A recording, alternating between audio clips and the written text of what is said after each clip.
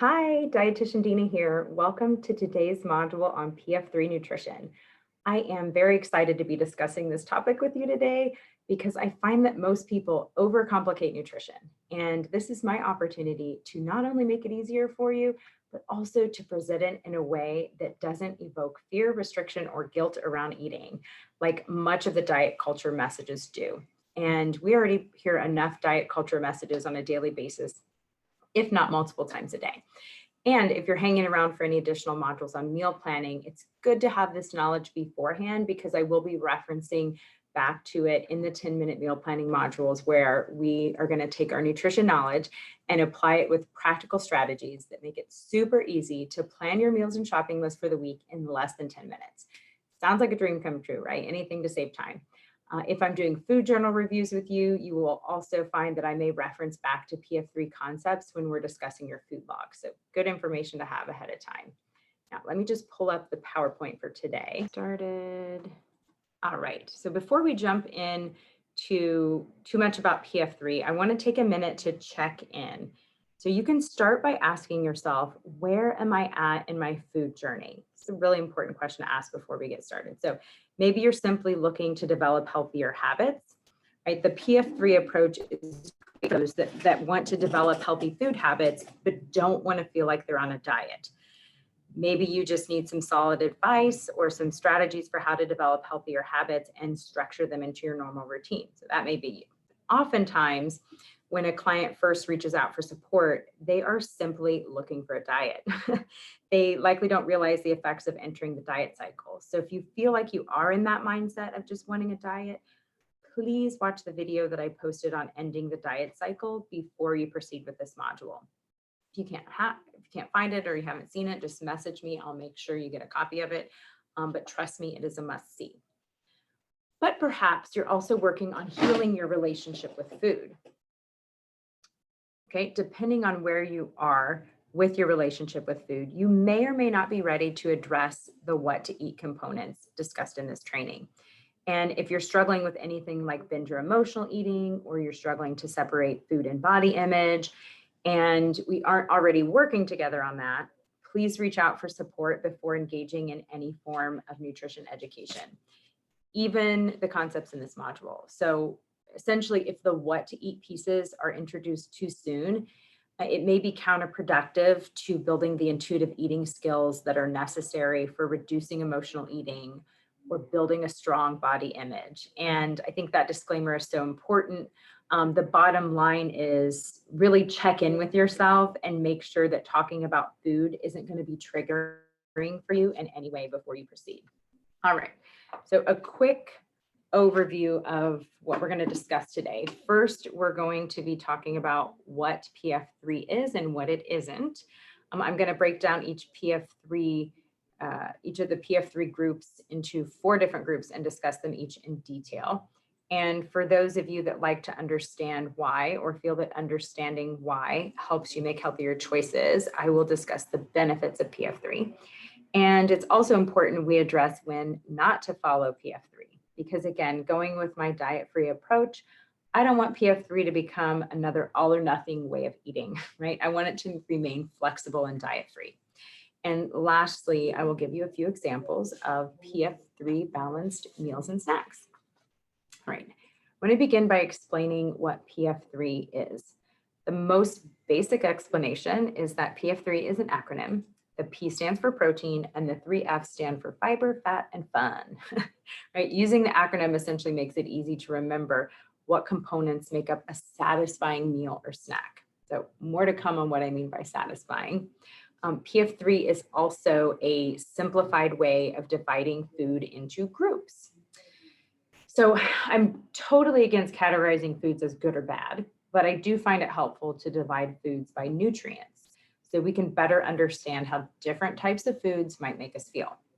So for example, one person may find that if they skip protein at breakfast, they feel less focused or aren't able to make it to their next meal or snack without getting overly hungry, right? Where somebody else might find if they don't eat enough fiber at breakfast, their digestion doesn't feel great. Everyone is different, and figuring out what's going to work for you and your needs requires some way of dividing food by commonalities. That's why I think it's important to have different groups.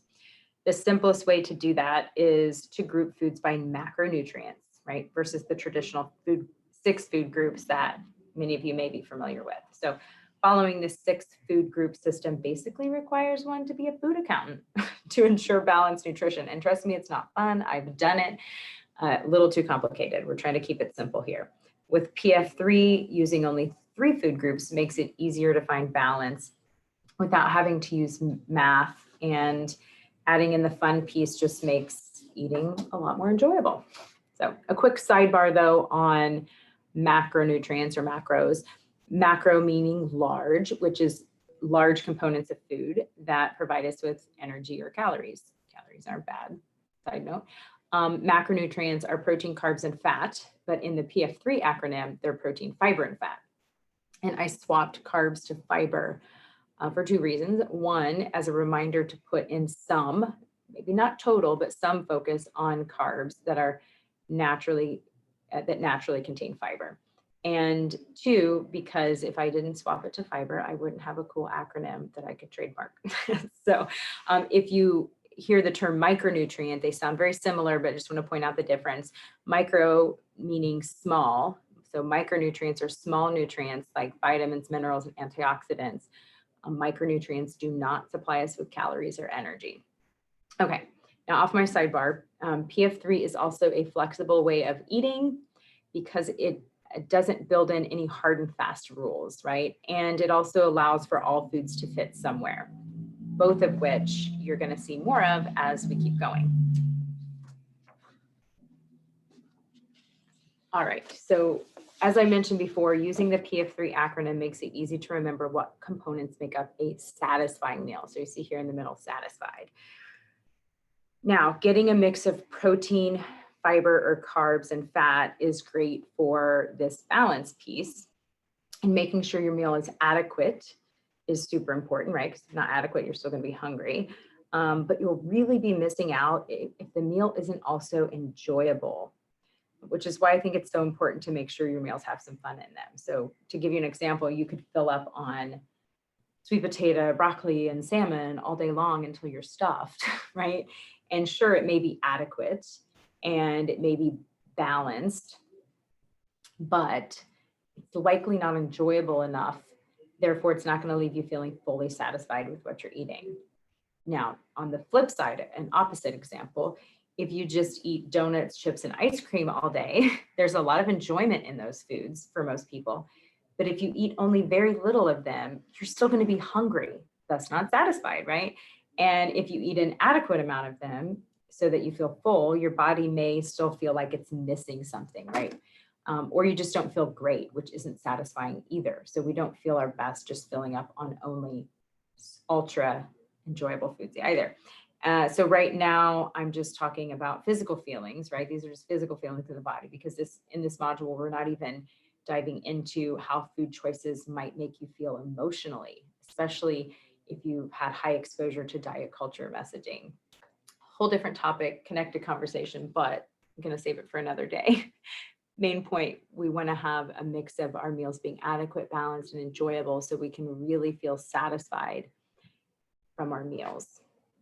So let's talk about how to make sure your meals have some fun in them. First of all, I think it's that most people would agree that not dieting is a whole lot more fun than dieting. So that alone adds in some fun. So let the fun component of PF3 be a reminder to not weigh, measure, count, or restrict your food, because doing so pretty much sucks the fun out of eating for most people. And it's also a reminder to ditch guilt and shame around food and body image, to dig in and start questioning where the guilt and shame comes from, to start challenging diet culture. So let that fun component help you to challenge diet culture.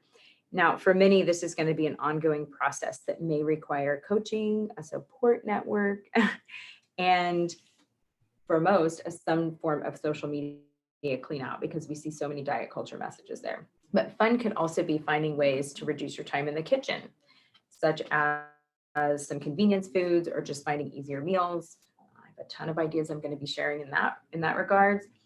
But I think this is fun because it frees up your time, so you have more time for other things that might be fun or just relaxing or reducing stress. No need to feel guilty if you must rely on some convenience foods here and there, or a lot. But last, we can also add in fun by getting creative in the kitchen. A few healthier ways to have some fun could be experimenting with herbs, spices, fun combinations, new recipes, healthier sauces, dips, stuff like that. But some other fun ways to add in fun could be a sprinkle of chocolate chips, whipped cream on top of pancakes or French toast, a heavy sauce or cheese, both of which actually double as a fat, but fat helps enhance flavor. And that certainly makes food more fun in my book. But adding something crunchy to your salad, like croutons or crunchy wontons, like all of these are ways to add in fun. Important that we really get to enjoy what we're eating. Right, before I go on, I want to quickly explain what PF3 is not. So it is not an all or nothing way of eating, meaning every meal and snack doesn't have to be perfectly balanced. Will eating balanced meals keep us satisfied and help curb cravings and optimize energy levels? For sure. Is eating healthy a way to treat your body well? Of course, but that still doesn't mean we must feel the need to eat healthy all the time or feel guilty if we don't, right? The idea of balance of the PF3 components is not the same for everyone. And even as for a single person, it's not going to be the same for every meal, and it's not going to be the same from day to day. What we choose to eat is going to depend on so many things like availability, budget, cooking skills, food preferences. I mean, the list really does go on. So the main point is we want to make sure that we view PF3 as a flexible approach, not a black or white or cut and dry way of eating. All right, now that we have already looked at the fun component of PF3 and why it's important for meal satisfaction, let's look at what combining protein, fiber, and fat does for us. So to better explain, I want to share a hypothetical scenario with you. Imagine that you're having a glass of juice, which is essentially the sugar, water, and some vitamins out of the fruit. Now, disclaimer, I'm not saying juice is bad. This is just for illustration purposes. So since juice is in liquid form, your body absorbs the sugar in it quickly. So when you drink juice, your blood sugar is going to rise and fall pretty rapidly, like you see here. Essentially, the sugar enters the bloodstream quickly, which allows sugar levels to go higher before insulin has a chance to kick in and bring them back down, right? Goes up, insulin kicks in, back down. So that sharp rise and fall leaves most people feeling tired from that jolt of insulin that you get. Now, before I go on, I want to point out, though, that this up and down is assuming no form of impaired glucose tolerance, like you would see with like diabetes or prediabetes like I used to have. In those cases, blood sugar may go up and then stay up or come down very slowly. All right, so moving on, let's say we swap the juice for a piece of fruit. So the fruit is going to have more fiber, one of the PF3 components. And because of the fiber, the body has to work a little harder in order to digest and absorb the carbohydrates and other nutrients. So this delays how quickly the sugar is going to enter the bloodstream. And as a result, your blood sugar is going to rise a little slower, which gives the body more time to respond with insulin. And blood sugars are going to look something more like this. Still a peak and drop, but a bit less dramatic. Now, here comes the fun part. If you add to your piece of fruit a food from the protein and fat categories or groups, such as a boiled egg and a small handful of nuts, then your blood sugar will rise even slower, like this, right? The protein and fat essentially act as a buffer to further slow the absorption of carbohydrates into the bloodstream. So following my PF3 approach will lead to less ups and downs in your blood sugar levels. Now, big question, why is this important? First, stable blood sugar levels equal better energy levels. We all want to have good energy levels, right? And stable blood sugars also help us control hunger and cravings. Now, not saying that from a diety stance of like, ooh, let's find ways to trick our body into not being so hungry so we can lose weight. That totally doesn't work here or really anywhere where you try to apply that strategy. But rather, I'm coming from a place of let's have satisfying meals that are adequate so we can focus on life and kick butt without distractions between meal and snack times. And by not having sharp spikes and thus sharp falls in blood sugar levels, we're also less likely to end up with low blood sugar levels. So when we have a low blood sugar level, we may feel weak and shaky, oftentimes before we even realize we're hungry or need to eat. So low blood sugar levels do not feel good and typically trigger us to overeat. Not that there's anything wrong with overeating, I want to be clear on that. We all do it at times. But low blood sugars can keep us stuck in a cycle of intense cravings or an intense need to eat, followed by overeating, typically of refined carbohydrates, because that's what we crave when blood sugar is low. It's a survival response. Then followed by another spike and drop in blood sugars, and the cycle repeats. Now, I know this cycle all too well from my days of binge and emotional eating, coupled with my prediabetes. So just some food for thought there. Better energy, less cravings, less likely to have those low blood sugars. All right, so now that we've seen how PF3 can benefit you physically, I want to share with you a specific breakdown of each PF3 group, and I will also show you some specific foods you can combine to get the benefits of PF3. All right, I'm going to end the PowerPoint for just a second and pull up these handouts. We'll start with this one. Okay, so there's two one-page handouts that go with this lesson. They're both outlining the PF3 groups, but one of them has a lot more detail and the other is more simplified. On a side note, I also have a vegetarian modification. If you need, just reach out, let me know. So the more detailed version is better for those that are both actively working to fine tune like an already reasonably healthy diet. Maybe they're working on improving lab values like their A1C, or they have elevated cholesterol levels or a high triglyceride level, and they're wanting to improve those. And so they really want to level up their healthy choices. But even if that's their goal, you also want to make sure that if that's your goal, you want to make sure also not having challenges with emotional eating or overeating, because then it may be too much detail for you. So the simplified version is going to be what I recommend for most people. So we're going to look at the simplified version first, which is what I have pulled up here. So you'll notice that there's 4 categories or 4 columns: protein, fiber, fat, and fun. All right, so the protein category is pretty straightforward for most. That's going to be meat, fish, chicken, eggs, and then any type of lower fat dairy like cottage cheese, yogurt, low fat cheese, protein powders, and then vegetarian replacements like tofu, tempeh, veggie burgers, all that fun stuff. Okay, most people get the protein. And then I'm going to skip over and go to the fat group. So fat is going to be things like nuts, seeds, avocado, any type of oil, skin from the chicken, egg yolks, coconut, any type of condiment like butter, sour cream, cream cheese, mayonnaise, salad dressings, cheese. Cheese does have a protein in it, which is why there's that purple highlight there. But most of the calories are coming from fat, so that's why I put it in the fat. Just keep it simple. We don't need to put it in 2 groups. Half and half olives, any type of high-fat meats like bacon, prosciutto, salami, those actually have more fat than protein calories, so we're keeping them in the fat group. You'll also notice that there are these purple highlights, which I want to point out. These are foods that, even though they're primarily carbs or primarily fat, they do have a significant amount of protein. So if you feel like skipping protein, you can just go off of combining some of these to add in additional protein. The vegetarian modification is a bit more detailed on this though, if you need it. All right, looking at the fiber group last, fiber is going to be at the top here. You're going to see veggies followed by fruits, and then starchy veggies like sweet potato, corn, that kind of stuff. And then going into like beans and lentils and oats, quinoa, and then like bread, rice, cereals, pastas, grains. Forgot, I need to add into this also any type of like sweets, stuff like that would also go here, even though they may not have fiber in them, they are still primarily carbs. So they would all fit here in the fiber group and can also be in the fun group as well. Okay.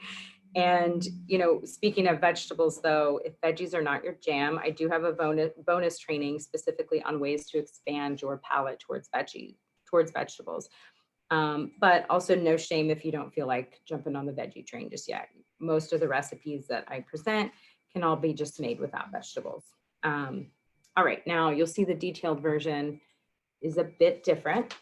lot more detail, first of all. And you also notice these rows on the side that help to break things down even more. So there's the best, the good, okay, and the it's life categories. So these categories will basically just guide you in making healthier choices. So again, this is a better version maybe for somebody who's not struggling with emotional eating or overeating and is also maybe looking to improve things like cholesterol levels, A1C, stuff like that. And so these are just going to guide you, but also give you some reassurance that you don't always have to eat the best foods possible because it is okay. That's why there's an okay group and not a limit this group, to eat a variety of foods you enjoy, right? Clients generally chuckle when they see the It's Life category. These are the least healthy options in each PF3 group, particularly if you are working on improving lab levels. So luckily there's not too many foods, but life is going to happen and we may eat these foods. So whether it's because we really like that, I mean, that's a great It's Life reason. But there's other reasons we may eat them too. We might be at a party, run out of groceries, on the road, don't have time to prepare something. Who knows what life has for us, right? But again, the less detailed version is going to be the go-to for most people. It will still promote a healthy, balanced diet, just in a more simplistic way that's not going to leave you feeling pressured to choose a best food over an okay food, right? Which if you feel that pressure, it can be counterintuitive if you are working on overcoming emotional eating or overeating. So these handouts will come in handy for meal planning. Just be sure to keep your preferred version handy, or switch between the two if that's what you need to do. All right, moving on. I'm going to go back to the PowerPoint.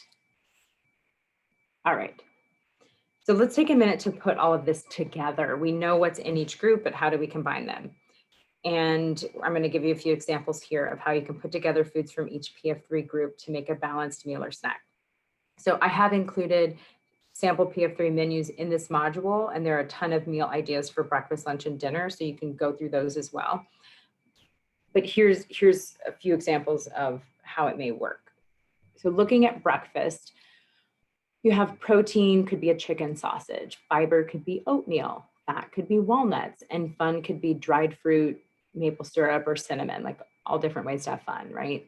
Going over to the other breakfast option, which is, some may view it as quite different, right? The protein could be an egg, the fiber could be like a white English muffin, the fat could be bacon and or cheese, and then the fun, I would put also as bacon or cheese because yum, bacon and cheese are yummy, right? So this is, both of these meals are pretty equally balanced. There may be, the one on the left is a bit healthier, but there's still nothing wrong with eating the one on the right. They're going to keep you satisfied. They're going to allow you to power through your day. And, then from there, it's up to you to figure out like what you feel like eating that day, right? There's no right or wrong way. We're just looking for consistency, and PF3 is a great way to be consistent because it's easy to find something that fits into every group. Looking at lunch, you could take tuna. I love the little pouches of the pre-flavored tuna. They're easy. Smash some avocado into it, stir in some garbanzo beans for some more carb, and then dip celery into it. For me, that one's fun because it's a total time saver. Can throw all those things in a bag, bring them to lunch, bring them to the office with me, and even bring a couple days worth of lunches if I need to. But could also be some type of chopped meat or maybe ground turkey, ground beef over a bed of beans and rice. Maybe you put veggies and lettuce, maybe you don't, and you put ranch dressing on top, right? Keeping it really simple, having some things that you enjoy, but can still be a balanced meal by all means. Dinner, maybe shrimp or chicken sauteed in a skillet, add some Cali mixed veggies and some whole wheat pasta. Pesto sauce for fat. I love pesto, so for me, that's part of the fun also, but also eating pasta without guilt is fun. And this meal is also extremely easy, which is also fun, and ditching the guilt, fun, right? Lots of ways to add in fun to that meal. Dinner, another example could be shrimp or chicken again, pasta with veggies, but maybe less veggies, or maybe it's white pasta, right? There's no right or wrong way to do this. Adding a red sauce, and that's not going to have any fat. So maybe you put cheese on top or a drizzle of olive oil. The fun would be eating pasta, having cheese. That's always fun to me. And the no guilt piece, right? Sometimes I see people are so afraid to eat pasta. So I want to kind of normalize that. And okay, quick summary of what we've talked about. So we reviewed that PF3 is an acronym for protein, fiber, fat, and fun. We talked about what balancing PF3 does. It helps stabilize blood sugar levels, control hunger cravings, maximize energy level, and should add in there, makes eating healthy more fun. What foods belong in each category, we reviewed that. How to build a balanced meal or snack. Again, meal ideas are included. What we did not cover though was how much to eat. I am going to address that later, but for now, eat when you're hungry, stop when you're satisfied, but not uncomfortable. Of course, there will be times we eat till we're uncomfortable, that's okay. In a later module, I will be addressing things like meal timing and determining portion sizes for your unique needs. Just bear with me for now. All right, if you have questions, reach out during session time, whether you have one-on-one or group session time with me, or maybe you just have the app. So there's group chat, direct message, chat, or we can converse over the food photo log as well. All right. I'm going to stop my screen share for a proper goodbye. All right. Thank you so much for sharing your time with me today. Until next time, make it a great day. Bye.